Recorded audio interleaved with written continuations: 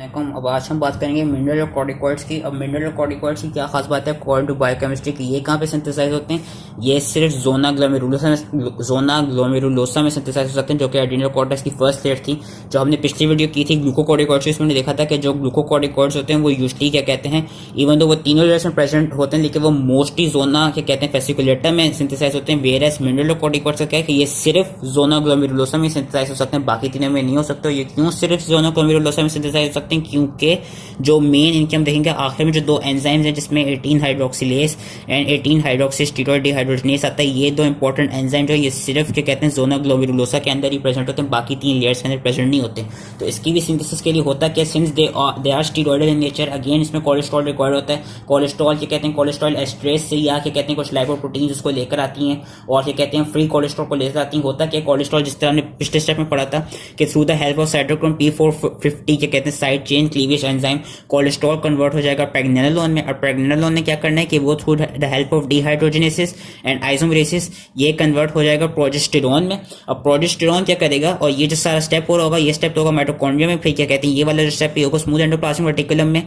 और ये अगला स्टेप भी स्मूथ एंडोप्लाज्मिक रेटिकुलम में होगा। होता क्या, जो प्रोजेस्टेरोन है वो कन्वर्ट हो जाएगा 11-डीऑक्सीकोर्टिकोस्टेरोन में with the help of enzyme 21 hydroxylase. Again hydroxylase NADPH और मोलिकुलर O2 रिक्वायर्ड होगा। और यहाँ पे होता क्या है कि 21 हाइड्रोक्सिलेज क्यों यहाँ पे रिक्वायर्ड होता है, क्योंकि आपका इन जोनल ग्लोमेरुलोसा सेल्स के अंदर 17 अल्फा हाइड्रोक्सिलेज एब्सेंट होता है। इसलिए क्या कहते हैं वहां पे जब हम क्या कहते हैं ग्लूकोकॉर्टिकॉइड्स की सिंथेसिस पढ़े तो हमने देखा था कि 17 अल्फा हाइड्रोक्सिलेज प्रोजेस्टेरोन को 17 हाइड्रोक्सी प्रोजेस्टेरोन में कन्वर्ट कर सकता था। लेकिन सिंस ये वाला एंजाइम जो 17 अल्फा हाइड्रोक्सिलेज है ये जोनो ग्लोमेरुलोसा में एब्सेंट है और ये वाला एंजाइम प्रेजेंट है, तो होता क्या है कि 21 हाइड्रोक्सिलेज क्या करेगा, प्रोजेस्टेरोन को कन्वर्ट कर देगा 11-डीऑक्सीकोर्टिकोस्टेरोन में। अब eleven deoxycorticosterone with the help of mitochondrial enzyme eleven beta hydroxylase, ये पहला स्टेप हुआ माइटोकॉन्ड्रिया में, ये दो है स्मूथ एंडोप्लाज्मिक रेटिकुलम में with the help of eleven beta hydroxylase जो कि इनर जो कि कहते हैं माइटोकॉन्ड्रिया के अंदर हुआ है। 11-डीऑक्सीकोर्टिकोस्टेरोन कन्वर्ट हो जाएगा कोर्टिकोस्टेरोन में। अब होगा क्या, ये जो दो इंपॉर्टेंट एंजाइम्स हैं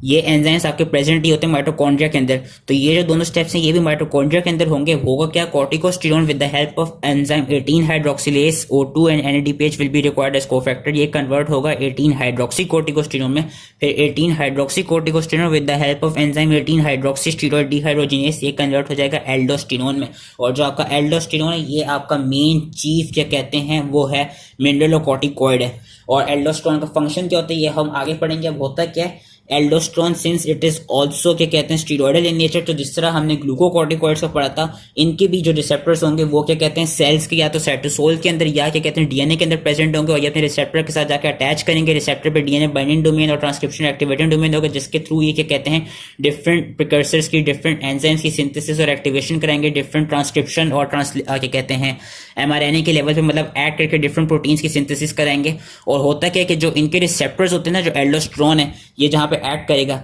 ये सिर्फ आपका क्या कहते हैं जो किडनीज है, किडनीज के अंदर डिस्टल ट्यूबुलर सेल्स और जो कलेक्टिंग डक्ट्स है वहां प्रेजेंट होते हैं। उसके अलावा इनके कुछ प्रिकर्सर्स आपके स्वेट ग्लैंड्स, सलाइवरी ग्लैंड्स और गैस्ट्रोइंटेस्टिनियल म्यूकोसा के अंदर भी प्रेजेंट होते हैं। जो ग्लूकोकॉर्टिकॉइड्स थे उसके तो हमने रिसेप्टर्स देखा था कि बॉडी में काफी कहते हैं ब्रॉड जगहों पे प्रेजेंट थे, वो क्या कहते हैं लिवर में भी थे, आपका क्या कहते हैं लिम्फोइड सेल्स में भी थे, एडिपोसाइट्स में भी थे, मसल्स में भी थे। वेयरएज एल्डोस्टेरोन के या मिनरलोकॉर्टिकॉइड्स के रिसेप्टर्स कहाँ होते हैं ये याद रखते हैं, ये क्या कहते हैं रीनल डिस्टल ट्यूबुलर सेल्स के अंदर होंगे, कलेक्टिंग डक्ट्स के अंदर होंगे, सलाइवरी ग्लैंड्स, स्वेट ग्लैंड्स और गैस्ट्रोइंटेस्टिनियल म्यूकोसा के अंदर ये कहते हैं इनके रिसेप्टर्स प्रेजेंट होते हैं। अब इनका मेन फंक्शन क्या होता है, जो इनका मेन मेटाबॉलिक रोल है, इन्होंने क्या कराना है, इन्होंने सोडियम की रीअब्जॉर्प्शन करानी है। और क्या कहते हैं इनका जो मेन फंक्शन है ना वो ये कि इन्होंने सोडियम की रीअब्जॉर्प्शन करानी है। अब सिंस ये सोडियम की रीअब्जॉर्प्शन कराएंगे अपना स्वेट ग्लैंड्स के अंदर से स्लाइवरी ग्लैंड्स के अंदर या क्या कहते हैं हम अभी, क्योंकि इनका main function renal distal tubular cells और कलेक्टिंग डक्ट्स है तो वहां पे देख लेते हैं। सिंस इन्होंने क्या कहते हैं सोडियम की रीअब्जॉर्प्शन करानी है, जो हम यहाँ से पढ़ लेते हैं कि सोडियम की रीअब्जॉर्प्शन करानी है कलेक्टिंग डक्ट्स और डिस्टल ट्यूबुलर सेल्स में, तो होगा क्या कि ये सोडियम की जैसी रीअब्जॉर्प्शन कराएंगे, मतलब सोडियम अब रीअब्जॉर्ब हो गया, ल्यूमेन के अंदर प्रेजेंट नहीं है, तो होगा क्या कि ल्यूमेन के अंदर काफी नेगेटिविटी प्रेजेंट हो जाएगी क्योंकि जो पॉजिटिव आयन था वो निकल गया। तो होगा कि जैसी सोडियम रीअब्जॉर्ब होगा ये साथ साथ पैसिवली क्लोराइड आयंस की भी क्या कहते हैं रीअब्जॉर्प्शन कराएंगे। मेन काम क्या एल्डोस्टेरोन का कि इन्होंने सोडियम की रीअब्जॉर्प्शन करानी है। सोडियम क्या ल्यूमन से क्या कहते हैं कलेक्टिंग डक्ट से या डिस्ट्रीब्यूल से ये अंदर क्या कहते हैं रीअब्जॉर्ब हो गया, इस डक्ट के अंदर आ गया, आर्टीरियोल्स के अंदर आ गया। अब वो है जैसी सोडियम रीअब्जॉर्ब हुआ क्योंकि पॉजिटिविटी अंदर से चली गई, अंदर काफी नेगेटिविटी रह गई, तो क्लोराइड आयंस भी रीअब्जॉर्ब हो जाते हैं। और साथ साथ क्या होता है जो पोटेशियम आयंस होते हैं ना वो क्या कहते हैं वो एक्सक्रीट आउट हो जाते हैं। जो किडनी का लेवल है जहां पे ये कहते हैं डिस्टल ट्यूब्यूल और कलेक्टिंग ट्यूब्यूल्स प्रेजेंट हैं, होगा क्या, कलेक्टिंग डक्ट प्रेजेंट है, होगा क्या, सोडियम की एब्जॉर्प्शन करेंगे, सोडियम जैसे निकलेगा वैसे ही साथ साथ पैसिवली क्लोराइड की एब्जॉर्प्शन करेंगे। जब क्लोराइड भी निकल गया और सोडियम भी निकल गया तो ये कराएंगे क्या, ये पोटेशियम आयंस की एक्सक्रीशन कराते हैं। और इसमें खास चीज जो देखी गई है वो ये देखी गई है कि अगर ज्यादा इनका क्या कहते हैं क्रॉनिक अफेक्ट तक क्रॉनिकली मतलब इनका जो एक्शन है वो प्रेजेंट रहे, मतलब अगर ये कहते हैं मिनरलोकॉर्टिकॉइड्स बॉडी के अंदर ज्यादा देर तक प्रेजेंट रहे तो आपको हाइपोकैलीमिया भी हो सकता है। और हाइपोकैलीमिया जब होगा तो उससे एक क्या कहते हैं जो खास क्लिनिकल है वो ये कि आपकी मसल पैरालिसिस हो सकती है, क्योंकि अगर हाइपोकैलीमिया रहा काफी क्या कहते हैं प्रोलॉन्ग कंडीशन तक तो उससे होगा क्या, उससे होगा ये कि आपके मसल्स में क्या कहते हैं क्योंकि जब पोटेशियम प्रेजेंट नहीं होगा तो हाइपर पोलराइजेशन की स्टेट में रहेंगे, जब वो हाइपर पोलराइजेशन की स्टेट में रहेंगे तो फिर मसल पैरालिसिस हो सकता है और आपके नर्व डैमेज भी हो सकती है। तो इसलिए क्या कहते हैं ये देखा गया मेटाबॉलिक रोल ऑफ एल्डोस्टेरोन, ये मेन जो है वो यही है कि उसने सोडियम की रीअब्जॉर्प्शन करानी है। जैसे सोडियम की रीअब्जॉर्प्शन क्या कहते हैं इंक्रीज हुई उसके साथ साथ होगा क्या, क्लोराइड आयंस भी वो साथ में रीअब्जॉर्ब हो जाएंगे। क्लोराइड आयंस रीअब्जॉर्ब हो गए, सोडियम रीअब्जॉर्ब हो गए तो कराते क्या है, renal excretion of potassium ions कराते हैं। ठीक है, ये चीज याद रखनी है। और इसकी एक और जो खास चीज है वो ये है कि क्या कहते हैं ये जिस तरह सोडियम की वो करा रहे हैं ना रीअब्जॉर्प्शन, तो साथ साथ एक तरफ से एक्सचेंज कराते हैं। इस तरह के सोडियम की रीअब्जॉर्प्शन होती है लेकिन जो हाइड्रोजन आयंस होते हैं ना उनको भी एक्सक्रीट आउट करा देते हैं, यानी जो एक्स्ट्रा सेलुलर फ्लूइड है वहां पे ये बाइकार्बोनेट आयंस की प्रोडक्शन को बढ़ा देंगे, क्योंकि क्या कहते हैं ये हाइड्रोजन आयंस है वो उनकी क्या कहते हैं एक्सक्रीशन करा रहे होंगे। एक एक्सचेंज क्या कहते हैं वो सिस्टम होता है जिससे होता है कि rate of sodium reabsorption increase हो जाती है और होता है कि जो हाइड्रोजन की कंसंट्रेशन होती है बॉडी के फ्लूइड्स के अंदर वो रिड्यूस हो जाती है। तो इस स्टेट की वजह से होता क्या है कि अगर बहुत प्रोलॉन्ग कंडीशन तक मिनरलोकॉर्टिकॉइड्स आपकी ब्लड के अंदर बॉडी के अंदर प्रेजेंट हो उससे बंदे को एल्कलोसिस भी हो सकता है, क्योंकि वो क्या कहते हैं बाइकार्बोनेट की प्रोडक्शन इंक्रीज हो रही होगी। तो इस तरह से हम देख सकते हैं कि एक तरफ से ये जो आपका क्या कहते हैं एक क्लिनिकल है वो ये कि अगर प्रोलॉन्ग कंडीशन तक मिनरलोकॉर्टिकॉइड्स रहें तो ये हाइपोकैलीमिया करा सकते हैं और ये मेटाबॉलिक एल्कलोसिस करा सकते हैं। अब होता क्या है कि सिंस ये एक्स्ट्रा सेलुलर फ्लूइड्स के अंदर सोडियम की प्रोडक्शन को बढ़ाते हैं, क्लोराइड की प्रोडक्शन को बढ़ाते हैं और क्या कहते हैं बाइकार्बोनेट आयंस की प्रोडक्शन को बढ़ाते हैं, तो एक तरफ से इलेक्ट्रोलाइट्स हैं उनकी प्रोडक्शन को बढ़ा रहे हैं। अब जब ईसीएफ के अंदर आपका जो एक्स्ट्रा सेलुलर फ्लूइड है उसके अंदर जब आपका क्या कहते हैं इलेक्ट्रोलाइट्स काफी ज्यादा इंक्रीज होंगे तो होगा क्या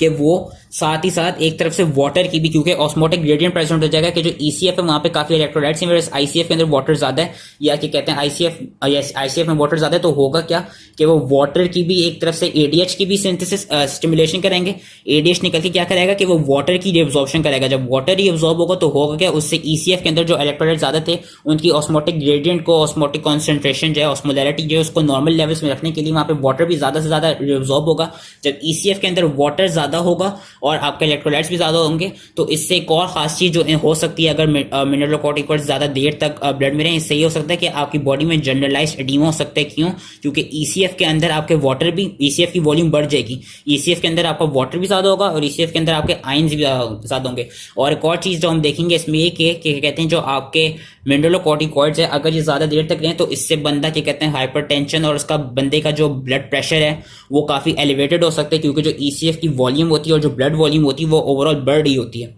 तो ये एक खास चीज थी जो उसमें याद रखनी है। अब जो स्वेट ग्लैंड्स है, सलाइवरी ग्लैंड्स और गैस्ट्रिक म्यूकोसा है, वहां पे भी क्या होता है, वहां पे भी जिस तरह किडनीज में ये सोडियम की, क्लोराइड आयंस की एब्जॉर्प्शन और पोटेशियम एंड हाइड्रोजन की एक्सक्रीशन करा रहा है, इसी तरह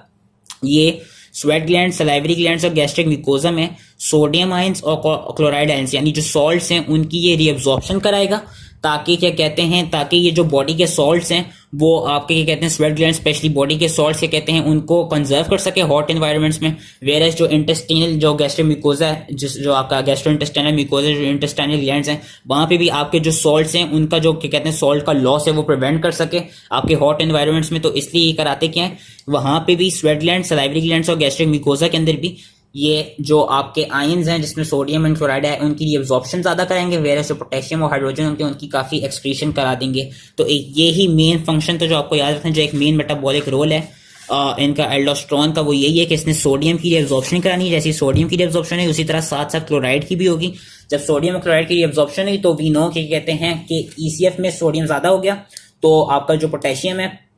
वो एक्सक्रीट आउट हो जाएगा और पोटेशियम एक्सक्रीट आउट हो रहा है, साथ साथ में हाइड्रोजन भी एक्सक्रीट आउट हो जाएगा, क्योंकि सोडियम जिस तरह ये एब्जॉर्ब होता है उसमें सोडियम और हाइड्रोजन का एक एक्सचेंज सिस्टम होता है, जिसकी वजह से हाइड्रोजन भी ज्यादा एक्सक्रीट आउट हो जाते हैं, जिसकी वजह से आपकी ब्लड, आपकी जो बॉडी है वो मेटाबॉलिक एल्कलोसिस की स्टेट में जा सकती है। तो इससे रिलेटेड जो हम एक समराइज करते हैं, जो हमें क्लिनिकल्स पता चलें कि अगर प्रोलॉन्ग कंडीशन तक मिनरल और कॉर्टिकॉइड्स रहें, उससे होगा ये, उससे बॉडी में जनरलाइज एडीमा हो सकता है, बॉडी को हाइपोकैलीमिया हो सकता है, बॉडी को आपकी क्या कहते हैं ब्लड प्रेशर इंक्रीज हो सकता है, तो हाइपरटेंशन वगैरह हो सकती है, एंड आपका मेटाबॉलिक एल्कलोसिस हो सकता है। अब ये कहते हैं जो लास्ट चीज में हम पढ़ लेते हैं which is your renin angiotensin system, basically कि बॉडी को पता कैसे चलता है कि क्या कहते हैं जोना या जोना ग्लोमेरुलोसा ने उसकी एल्डोस्टेरोन की सिक्रीशन करानी, सिंथेसिस करानी कैसे होती है, वो होती थ्रू द हेल्प ऑफ एक क्या कहते हैं एंजाइम है जिसका नाम है एंजियोटेंसिन 2। एंजियोटेंसिन 2 का फंक्शन क्या है, वो ये कि इसमें हम बेसिकली ये फिगर देख लेते हैं। इस फिगर से पहले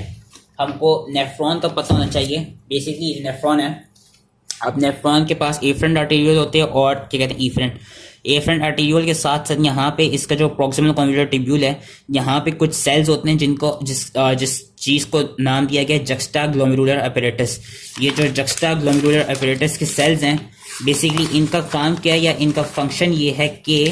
अगर वो पेज में, हाँ, जो जक्स्टा ग्लोमेरुलर सेल्स हैं बेसिकली इनका काम क्या है कि जो एफरेंट आर्टेरियोल है यहाँ पे ये चेक करेंगे कि ब्लड की वॉल्यूम कितनी है या ब्लड के अंदर सोडियम आयंस की कॉन्सेंट्रेशन कितनी है या क्लोराइड आयंस की कॉन्सेंट्रेशन कितनी है, उनका ये काम होता है। तो अगर इन्होंने जो जक्स्टा ग्लोमेरुलर अपैरेटस है उसने क्या कहते हैं ये देखा कि जो एफरेंट आर्टेरियोल है वहां पे सोडियम की कॉन्सेंट्रेशन काफी लो है, बंदा हाइपोनेट्रीमिया की क्या कहते हैं उसमें स्टेट में, या ब्लड की वॉल्यूम काफी लो है, बंदा हाइपोटेंसिव हुआ है, हाइपो नॉट हाइपर, बंदा हाइपोटेंसिव हुआ है, बंदे का ब्लड प्रेशर लो है, या बंदे की ब्लड की वॉल्यूम ही लो हुई है, हाइपोवोलीमिया की स्टेट में, हाइपोवोलीमिक शॉक में जा रहे हैं, तो उस केस में होता है क्या, जो जक्स्टा ग्लोमेरुलर सेल्स होते हैं वो एक एंजाइम को क्या कहते हैं वो एक्टिवेट करते हैं, एक एंजाइम की वो क्या कहते हैं सिंथेसिस एक्टिवेट करते हैं जिसका नाम होता है रेनिन। रेनिन क्या कराता है, रेनिन क्या कहते हैं लिवर पे जाके एक्ट करेगा एंड लिवर पे ये एंजियोटेंसिनोजन को कन्वर्ट कर देगा एंजियोटेंसिन 1 में। Angiotensin 1 is a decapeptide. अब होगा क्या, एंजियोटेंसिन 1 पे एक और एंजाइम ऐड करेगा जो कि लंग्स आया होता है जिसका नाम होता है एंजियोटेंसिन कन्वर्टिंग एंजाइम, जिसको हम एस भी कहते हैं। एस का काम क्या होता है, जो कि लंग से निकला होता है, वो एंजियोटेंसिन 1 को एंजियोटेंसिन 2 में कन्वर्ट होता है। अब एंजियोटेंसिन 2 का काम क्या है कि या तो वो थ्रू द हेल्प ऑफ एंजियोटेंसिनेज जो कि क्या कहते हैं किडनीज के अंदर प्रेजेंट होते हैं इनएक्टिव पेप्टाइड्स बना देगा, या एंजियोटेंसिन 2 क्या करेगा आपका क्या कहते हैं जो एंजियोटेंसिन 2 है इसने मेन क्या कहते हैं बेसिकली ऐड करना है एड्रीनल ग्लैंड के जोना ग्लोमेरुलोसा पे। ये जोना ग्लोमेरुलोसा पे जाके ऐड करेगा, जैसे ये जोना ग्लोमेरुलोसा पे जाके ऐड करेगा वैसे ये क्या करेगा, ये वहां पे जाके जो एल्डोस्टेरोन है उसकी सिंथेसिस को इंक्रीज कर देगा। और उसकी सिंथेसिस को इंक्रीज कैसे करेगा, बेसिकली जोना ग्लोमेरुलोसा पे इसके कुछ रिसेप्टर्स होते हैं, वहां पे जाके ये अटैच करता है। जैसे ही वहां पे जाके अटैच करते हैं तो ये कुछ सेकेंडरी मैसेंजर्स हैं उनकी सिंथेसिस को इंक्रीज कर देता है, जिसमें आपको ये कहते हैं कैल्शियम आयंस होते हैं और आपका जो आइनोसिटोल 1,4 ट्राइफॉस्फेट है जो IP3 है वो एज अ सेकेंडरी मैसेंजर काम करता है। और वो करते क्या है कि वो क्योंकि since they are secondary messengers तो वो आगे जाके जो दो आपके एंजाइम्स थे जो कि मेन इंपॉर्टेंट थे 18 हाइड्रोक्सिलेस एंड 18 हाइड्रोक्सीस्टीरोइड डिहाइड्रोजिनेस, इनकी सिंथेसिस को काफी क्या कहते हैं बढ़ा देंगे, इनकी एक्टिवेशन को फर्दर वो एलिवेट कर देंगे, जिससे होगा क्या ज्यादा से ज्यादा एल्डोस्टेरोन प्रोड्यूस होगा। जब ज्यादा एल्डोस्टेरोन प्रोड्यूस होगा तो जो हाइपोवोलीमिया की स्टेट में आया हुआ था बंदा, जो हाइपोटेंसिव स्टेट में आया हुआ था वो करेक्ट हो जाएगी और ब्लड के अंदर जो ब्लड की वॉल्यूम है वो बढ़ जाएगी। आपका जो क्या कहते हैं ब्लड के अंदर सोडियम आयन से काफी रिअब्सॉर्ब होंगे तो इससे ECF की वॉल्यूम भी बढ़ जाएगी, क्योंकि इसी तरह जैसी सोडियम ज्यादा रिअब्सॉर्ब होता रहेगा तो जो ECF है वहां पे वाटर की कंटेंट कम होता रहेगा। तो होगा क्या, ये एक तरफ से क्या कहते हैं सेकेंडरीली ये ADH की जो एंजियोटेंसिन 2 है वो हम एक तरफ से देख सकते हैं कि सेकेंडरीली ये क्या करा रहा है, सिंस ये क्या कहते हैं ECF में सोडियम आयंस की इलेक्ट्रोलाइट की कंसंट्रेशन बढ़ा रहा है, उससे वाटर की कंसंट्रेशन कम हो रही है, तो ये एक तरफ से फिर ADH को भी स्टिमुलेट कराता है। और ADH क्या करता है, एक तरफ से इनडायरेक्टली वाटर रिटेंशन कराते हैं। क्यों, क्योंकि जो वाटर की रिजॉर्प्शन है उसको इंक्रीज कर देगा जो ADH होगा। तो क्या कहते हैं ये मेन फंक्शन था आपका एंजियोटेंसिन 2 का, और यही मेन फंक्शन थे आपके मिनरलोकॉर्टिकॉइड्स के। बस इसमें खास चीज जो याद रखनी वो ये याद रखनी कि प्रोलॉन्ग कंडीशन में ऐसा हो सकता है कि मिनरलोकॉर्टिकॉइड्स आपका क्या कहते हैं ब्लड प्रेशर एलिवेट कर दें, और आपको जो हाइपरटेंसिव बनता हो उसको क्या कहते हैं कभी भी मिनरलोकॉर्टिकॉइड्स नहीं देने। क्यों नहीं देने, इसलिए नहीं देने क्योंकि वो फर्दर ECF की वॉल्यूम को इंक्रीज कर देगा और वो तो फर्दर ही बंदे का क्या कहते हैं ब्लड वॉल्यूम बढ़ा देगा, क्योंकि इनका काम क्या होता है ये ब्लड प्रेशर को एक तो क्या कहते हैं इस तरह इंक्रीज भी करते हैं कि ECF की वॉल्यूम को बढ़ाते हैं, दूसरा ये क्या करते हैं ये साथ में क्या कहते हैं जो कार्डिक आउटपुट है उसको भी इंक्रीज करते हैं, और जो आर्टरीज की कंस्ट्रक्शन होती है ना उसको एक तरफ से इंक्रीज करते हैं। जब आर्टरीज की कंस्ट्रिक्शन होगी और जब कार्डियक आउटपुट बढ़ेगा तो एक तरफ से ब्लड प्रेशर राइज करेगा। एक तो ब्लड प्रेशर वैसे ही राइज कर होगा क्योंकि ब्लड वॉल्यूम बढ़ रही होगी, सिंस वी हैव सीन, जो मैं पास्ट अभी काफी देर से बोले जा रहा हूँ, क्योंकि जो सोडियम आयंस हैं, जो इलेक्ट्रोलाइट है, उनकी ईसीएफ में कॉन्सेंट्रेशन बढ़ रही है और फिर वाटर रीअब्जॉर्प्शन से भी ईसीएफ की वॉल्यूम बढ़ रही है, तो उससे ब्लड वॉल्यूम बढ़ेगी। दूसरा जो एंजियोटेंसिन 2 है उसका एक फंक्शन ये कि ये जो कार्डिक आउटपुट है उसको भी बढ़ाता है और जो आर्टरीज है उनकी कंस्ट्रक्शन करा देता है, जिसकी वजह से भी ब्लड प्रेशर फर्दर क्या कहते हैं एलिवेट हो जाता है। So this was all related to mineralocorticoids. I hope ये इसलिए समझ में आ गई होगी। इथीन की सिंथेसिस जो कि होती है जोना ग्लोमेरुलोसा में, और जोना ग्लोमेरुलोसा में ही सिर्फ क्यों होती है क्योंकि जो ये दो एंजाइम्स हैं ये सिर्फ वहीं पर प्रेजेंट होते हैं, ये माइटोकॉन्ड्रियल एंजाइम्स हैं। उसके अलावा इनका जो मैकेनिज्म ऑफ एक्शन है वो वही है जो ग्लूकोकॉर्टिकॉइड्स कहता है कि दे आर स्टीरॉयडल नेचर, तो इनका जो रिसेप्टर होगा वो या साइटोसोल में या न्यूक्लियस में जो डीएनए उस पर प्रेजेंट होगा। बाकी जो मेटाबॉलिक रोल था वो मैं अगेन फाइनली एक समराइज करता हूँ। 4 चीजें जो याद रखनी है। मोस्ट इंपॉर्टेंट, सोडियम की रीअब्जॉर्प्शन, सोडियम जैसी रीअब्जॉर्ब हुआ तो क्लोराइड की रीअब्जॉर्प्शन, सोडियम और क्लोराइड रीअब्जॉर्ब हो गए। पोटेशियम की एक्सक्रीशन, पोटेशियम एक्सक्रीट हो रहा है, और साथ में क्या कहते हैं हाइड्रोजन की एक्सक्रीशन, क्योंकि जो सोडियम रीअब्जॉर्ब होता है वो थ्रू क्या कहते हैं एक एक्सचेंज सिस्टम होता है जिससे जो हाइड्रोजन है वो एक्सक्रीट आउट हो जाते हैं और जो सोडियम है वो रीअब्जॉर्ब हो जाता है। So this was it. I hope easily समझ में आ गया एंड थैंक यू।